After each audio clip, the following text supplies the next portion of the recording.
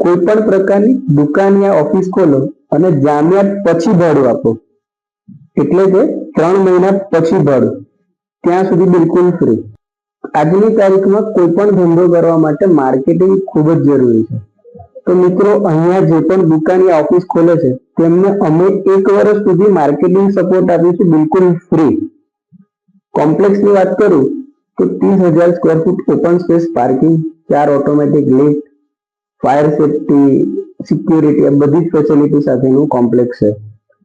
આજુબાજુના એરિયામાં દેખીએ તો લુણાવાડાનો જબરજસ્ત ડેવલપ થતો એરિયા છે.